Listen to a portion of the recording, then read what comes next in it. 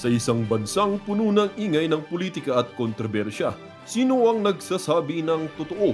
Sino ang nasa panig ng bayan? Welcome to Bayang Pinas, ang news channel na hindi takot maglatag ng katotohanan. Dito, pinag-uusapan natin ang mga isyong may kinalaman sa kinabukasan mo, politika, pamahalaan, at ang tunay na kalagayan ng ating bansa. Hindi kami bayad, hindi kami bulag. Sa Bayang Pinas, ang boses ng mamamayan ang tunay na headline. Kaya kung sawang-sawa ka na sa mga baluktot na impormasyon at scripted na kwento, dito ka na. Dito sa Bayang Pinas, tayo ang bantay at boses ng bayan. Kung gusto mong manatiling mulat at informed, don't forget to like, share, and most importantly, subscribe dahil sa panahon ngayon, ang kaalaman ay kapangyarihan. Ito ang Bayang Pinas, balitang totoo, pusong makabayan para sa sambayanang Pilipino. Tara na't alamin ang tunay na balita.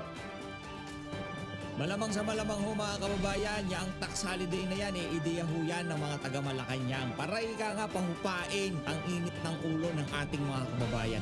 Mantakin nyo ho, nangutang na tayo, nakolekta na buwis natin, tapos nanakawin lang. Tapos meron ho silang pampalubag-loob ngayon. Paano kala nitong si Erwin Tulfo na magkaroon ng tax holiday? Isang buwan na hindi kakaltasan ng buwis ng mga manggagawa. Napakawalang hiya. Imbis na ipakulong, yung mga magnanakaw sa pamahalaan, ha?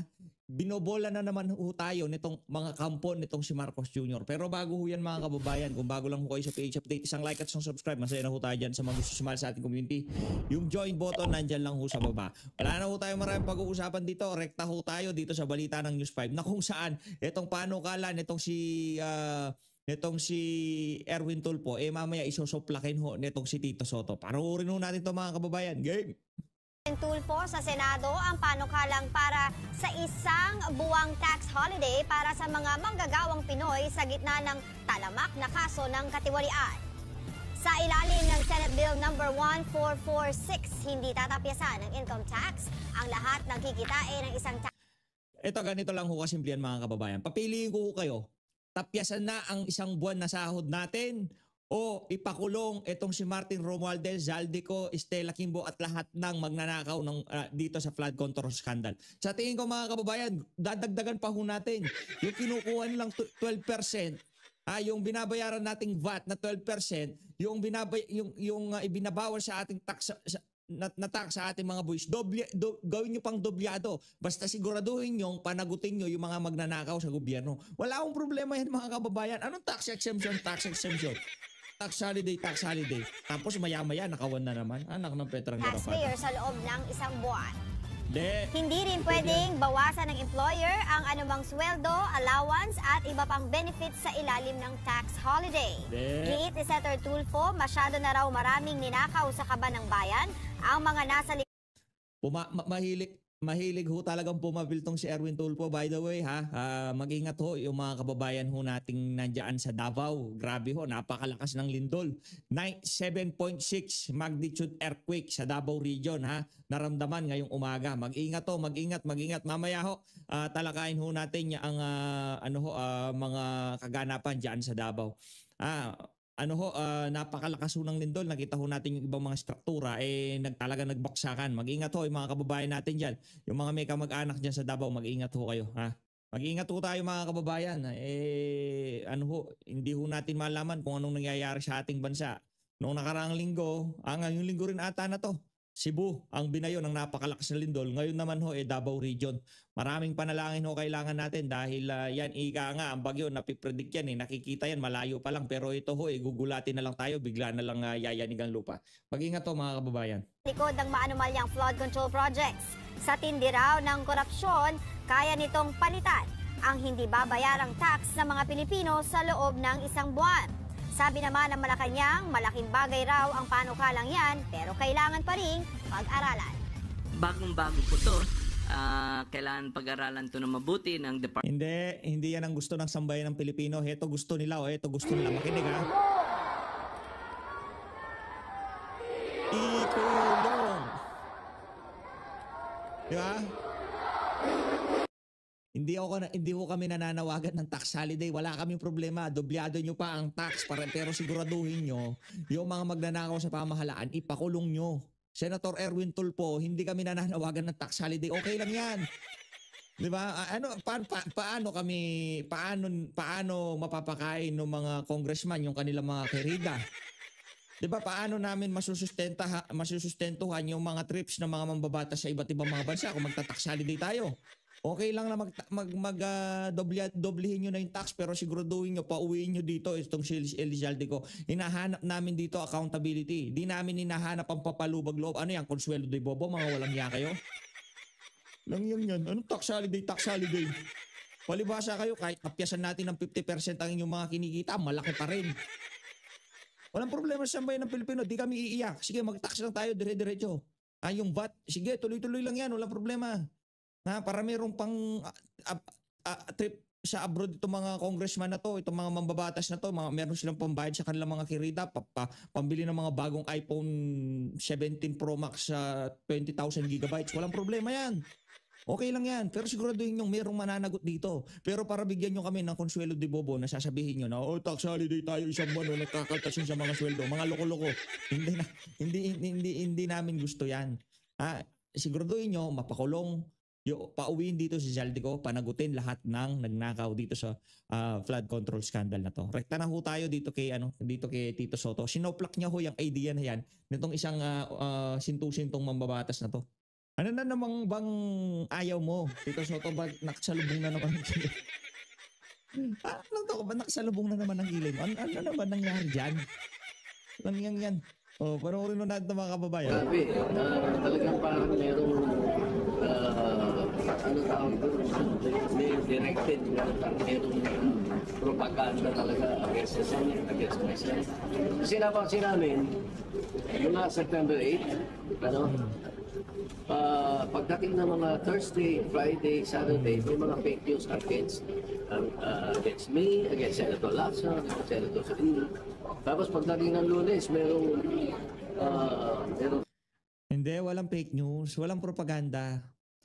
Ang mga supporter gusto nila mapalitan kayo, pero hindi yung propaganda. Yun ang aming nais. Hindi yun ika nga para yun talaga literal matanggal ka sa pwesto kasi ikaw aso ka ni Martin Romualdez at nitong si Marcos Jr. 'Di ba? Yun ho yun. Wala akong propaganda dito. Magkalinawan ho tayo, Tito Soto, ha. Wala akong propaganda. Lumabas yung mga alingas-ngas na papalitan kayong dalawa nitong si Ping Lacson mula noong sinabi nitong si Ping Lacson na lahat ng senador may insertion. Tapos maya-maya lumabas yung kay Risa Hontiveros na meron siyang 3 billion insertion. Doon nagkaroon ng pag-uusap o alingas-ngas na mapapalitan ka sa Senado. Pero walang concerted effort na ika nga siraan ka o ano, hindi. Kayo ang naninira sa mga sarili niyo. Si Ping Lacson kung ano-anong sinasabi sa media. Kaya yan nag-resign dyan sa Blue Ribbon Committee dahil alam niya yung mga pinagsasabi niya medyo dispalinghado na. Tama, mali. Huwag tayo. Kayong naninira sa sarili nyo. Mantakin nyo, 1 linggo, walang hearing ang Blue Ribbon Committee. Ito, 2nd linggo na nang walang hearing ang Blue Ribbon Committee. Tapos kung sakaling magsabi sila na ang tawag dito na merong usapin ng pagpapalit na liderato sa Senado, sasabihin nyo, nanggagaling yan sa kung kani-kanino mga kampo. Mga Duterte supporter, 10,000% ayaw ka namin maging Senate President kasi utusan ka, aso ka, tuta ka, di ba? Yun. meron daw po. Every weekend. So, ang tawag dito, stage dito, that's a word for that. Tingin mo may concerted effort. Yun. That is the best word. It's a very concerted effort by some quarter. Bakit, sir? Yun, try to find out. Anong goal po ng effort, sir? Siguro, walang makita sa amin. Gumawa na lang ng invento. To discredit the Senate? Siguro, first discredit us. Well, your guess is as good as mine, I know. Sir, Sabi ko nga, Wala daw makita sa kanila. Paano masasabing walang makita sa inyo?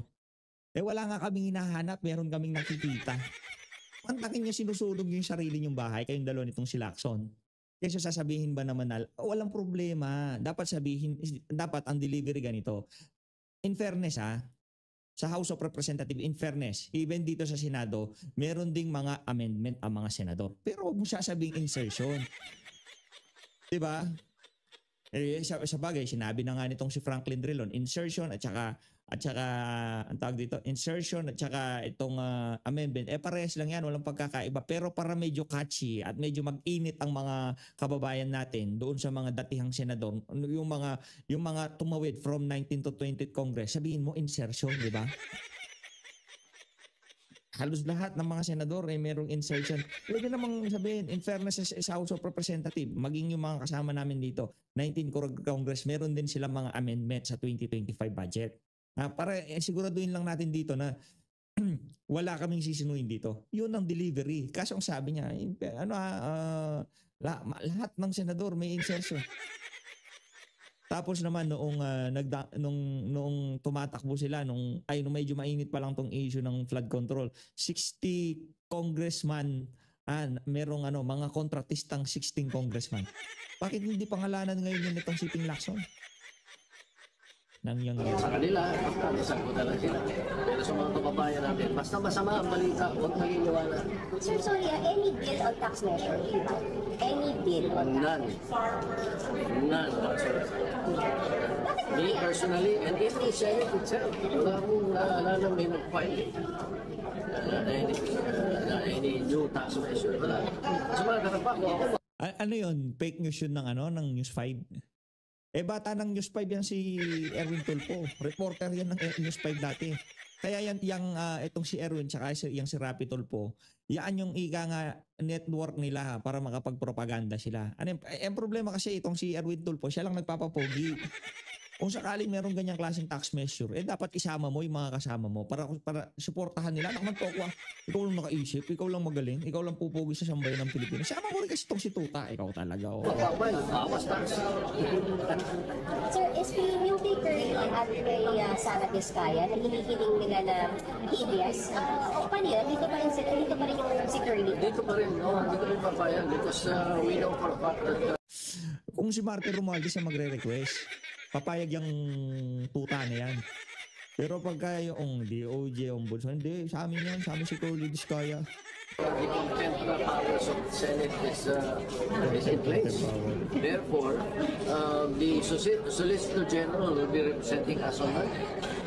Dahil sa Pasay RTC. But I believe that we are on the right path because mas madali nga blessing in disguise na contempt namin sila sapagkat pag kailangan sila ng DOJ at kailangan sila ng ICI at daling imbitahin galing dito, hindi kailangan hanapin, hindi kailangan walang makakapagtago. Even if they are protected witness already, hindi ba sila dapat nasa DOJ? We're protecting them. Di ba? Kaya nga protected witness. Tama-tama dito sa amin. Well, before Secretary Rimulyo became ombudsman, yun ang usapan namin. Dito na sila? Dito sila. Nakakontempt sila. The contempt powers of the Senate is binary. So parang nag-give way, sir, yung DOJ sa Senate? Hindi, kasi anong gagawin nila? Wala pa naman silang nakapile. Sa nila ikukulong. So Senate pa lang talaga ang pwedeng mag-rule? Pakakawalan. Pag pinawalan yun at kailangan, baka hindi umatin. Baka magsakit-sakitan. SP, isa pa, si Senator Erwin Tulfo nag-express na rin siya na parang ready siyang maging permanent chair. And then si Senator Pia, after we interviewed you the other day, sabi niya she's considering it, will pray about it, kasi hindi bago sa kanya yung Blue Ribbon. So it seems like merong dalawang medyo open dun sa chairmanship. Paano Yeah, we'll discuss it one of these days because as soon as Senator Erwin Tulfo arrives from his official trip abroad, IPU actually, Inter-Parliamentary Union, he will be calling, and I asked him to call for a meeting of the committee, the Blue Ribbon Committee. Meeting, hindi mo na hearing. Before any hearing, baka hearing ka after. Meeting muna. So doon, pwede namin discuss further. Ano yung mga possibilities. Tatrabahuin muna nila kung anong magiging direction ng hearing ng Blue Ribbon Committee, di ba? Yan naman talaga, di ba yan ang plano? Total, yan, baka kasi gusto saan dalhin nitong si Erwin Tulfo, baka bigla tayong mapunta sa Amerika, biglang maging Eric Sylvester yan, mahirap na, di ba? Kaya kailangan meeting muna, mag-meeting muna bago hearing, di ba? Ito, dito tayo kay Auntie Claire. Auntie Claire. Good afternoon, Yusek. Ma'am, may we just get your reaction Cavite Representative Kiko Barzaga is eyeing to file impeachment complaint against the President. Nakarating na po ba ito sa Presidente, ma'am? Makarating o hindi makarating, ito naman po ay trabaho po yan at saklaw po yan ng House of Representatives. But ma'am, before po itong plano niyang pag-file ng impeachment complaint, he's also calling for the President to resign because yung corruption daw po ay dito sa Malacanang nanggagaling. Ano pong masasabi ng Palas? Mahirap po kasi magsalita ng walang ebidensya. Madaling magbintang, madaling magsabi kung ano-ano. Kung wala ebidensya, May ebidensya. Hindi naman, ikaw naman Antikle. May ebidensya. Pinsan nitong si Marcos Jr., si Martin Romualdez. Martin Romualdez, tauhan niya itong si Elizalde ko. Tinuturo lahat ng ebidensya itong si Elizalde ko. Huwag mo naman sabihin na gumalaw yang si Martin Romualdez na siya lang mag-isa. Anak ng tokwa, pinirmahan ng presidente yung 2025 GAA kahit alam niyang ang daming oposisyon, ang daming nagsasabi na maraming problema, napakaraming insertion, napakaraming ang program appropriation. Pinirmahan pa rin niya. Sa anong kadahilanan? Ano, ganun na siya kabobog? Hindi, kasi hindi natin ginagamit yung mga ganong klase salita. Ganun siya kahinang klase, di ba? Pambihira, o tuloy. dapat paniwalaan. Thank you, ma'am. Oh, yan. Follow-up question from Ivan Mayri. Itong si Auntie Claire, may edad na. Nagpapakyut pa. Yung patawa-tawa niya, hindi naman patawa-tawa niya ng edad niya. Pang ano yan, pang high school yan eh. Masyadong pa-cute. Anak ng tokwa, walang nakukyutan sa inyo, madam. Baka nabubuisit, madami. Yusek, how does the palace or how does the president view these moves by Congressman Barzaga? He said he will file an impeachment. He called for people power to oust the president. He called for the president's resignation. While the congressman's ways may be unconventional, he is certainly getting a lot of attention. Is Malacanang paying attention? Sa panahon ngayon na marami pong ginagawa ang Pangulo, hindi po pinapansin ang mga ganyang klaseng usapin. Busy ang Pangulo sa pagtulong sa mga kababayan natin, maraming trabaho para maiangat pa ang Pilipinas, hindi para ibaba ang dignidad ng ating bansa. But again, is the president paying attention to Congressman Barzaga?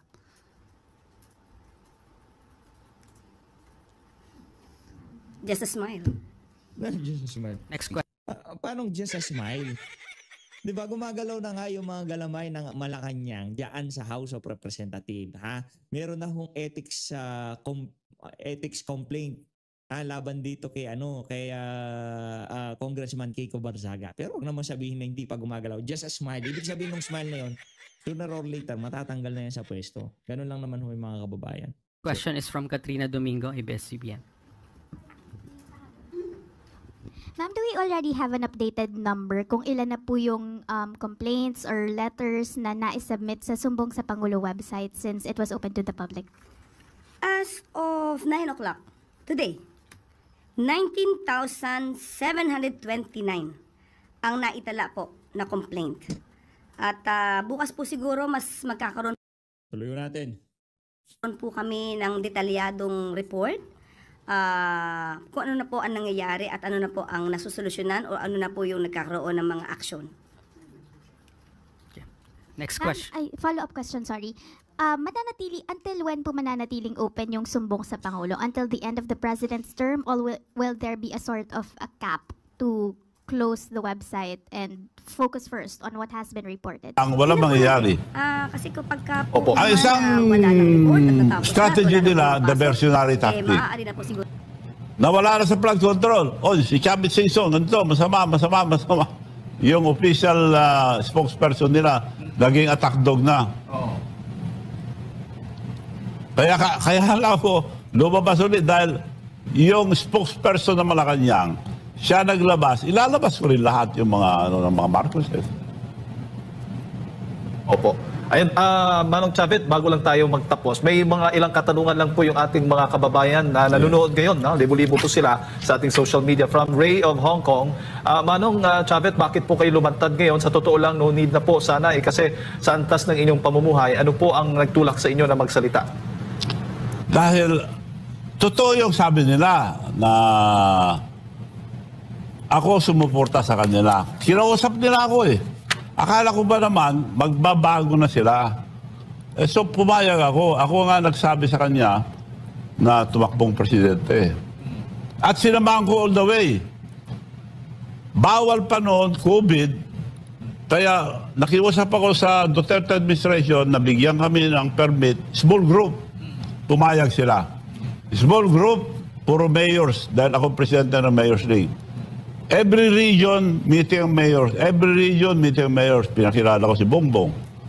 Tuwan-tuwa. Manong, ang swerte ko, ikaw ang presidente ng Mayors League. Nung tumakbo ako noon, wala ako isang mayor. Papasalamat.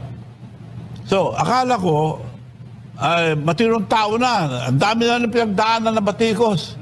Wala manhid. Eh, akala ko magbabago na eh. Wala. Mas grabe pa ang ginawa kaysa tatay niya. So, yun, doon po tayo tutok. Yung grappling corruption ngayon, tutok tayo lahat dyan. Binibintahan, saan napunta ang investigasyon. Pa-investiga. Okay lang sa akin. Walang, pakulong nila ako kung gusto nila. Patayin nila ako kung gusto nila. Pero kailangan mag-resign si President Bongbong Marcos. Opo. Wala naman kay Dean ng Germany po. Manong Chavit, paano po ito? Marami po sa mga kabataan ngayon ang walang pakialam sa politika. May mga infiltrated din ng NPA. Ano po masasabi po ninyo? Dahil nga nakukumbinsi nila yung mga iba, lahat na ng klaseng kasinungalingan.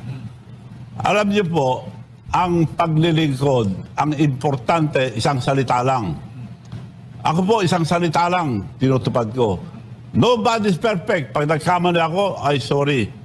And in my province, I encourage them to criticize me. But please, it should be a constructive criticism. Kung meron kayong may ayaw, banatan nyo ako, sabihin nyo kung anong gusto nyo, gagawin ko.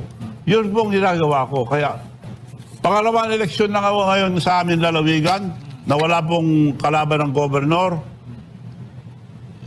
Kapatid ko, yung anak ko, vice governor, walang kalaban din. Lahat ng board member, walang kalaban. Dahil kontento sila, dahil tinutulungan namin lahat ng mga farmers. Libre po, tractors, all kinds of farm equipment, naghahanap kayo palagi, supporting them. At ang mga kontraktor, ang dami ng kontraktor, hindi namin sinusolo. So, hindi kami gahaman. The downfall of every leader is greediness. Masyado ng greedy itong administrasyon na ito. Trillion na naubos ang pera natin. Hindi pa sila na kontento. Gusto nila tuloy-tuloy pa. So, gising ang ating kababayan. Dapat magising tayo lahat. Huwag tayong paninlang. Kung ano-ano man ang sinasabi nila, hindi po totoo lahat yan. Dahil wala silang isang salita. Sabi nila, nagtatampo ako. Hindi ako nagtatampo, masama lang loob ko. Nasaktan ako, masama loob ko. Tao lang ako, hindi ako plastic. Kaya yan nila na manhid. Ito pa, Manong Chavit, dahil pulso ng bayan po ito, marami po sa mga kababayan natin ang sabay ngayon. Manong Chavit, bakit po mahalaga ang credibility sa isang leader? Yan po yung tanong mula sa Israel, viewer po natin. Importante po ang kredibilidad ng isang leader.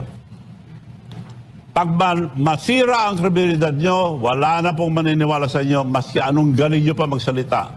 Bongbong Marcos, maski anong galing mo magsalita. Kung wala ka ng credibility, ako, hindi ako naniniwala sa iyo dahil wala kang isang salita. So, useless. Yung wala, importante sa lahat, credibilidad. Magaling ka magsalita, pero wala kang isang salita, hindi mo tinutupad ang sinasabi mo. Kaya ako, wala akong tiwala sa iyo dahil ang tagal nyo ng mga Marcos na naglilingkod. Sinuportahan ka namin. Kaya umingi ako ng paumanhin, lahat na nakumbinsi ko noon, especially the mayors, governors, and other leaders sa pagsuporta kay BBM. Unahin ko lang itong OFW mula sa Taiwan nanonood ngayon, Manong Chavit. Nangangamba po sila dahil sa issue ng West Philippine Sea. Magkakagera po ba sa ilalim ng Marcos government? Yung pa isa, kaya doon ako nagalit na. Nung pumunta sa Amerika, agad-agad, one-sided. Kaibigan natin Amerika, kaibigan natin China, para yung tumutulong. Pagbalik, hinahamon ng China. Inaagaw daw yung lupa natin. Ang lupang sinasabi nila, ang daming na nagre-claim dyan. May Vietnam, lahat. Lahat ng mga islands, marami nagre-claim. It should be diplomatic, hindi yung binabanatan niya kagad. Iniinis pa niya ang China. Mabuti nga, water cannon lang ginagamit eh. May karapatan sila dahil may claim sila nung araw pa. Nauna pa sila nag-claim.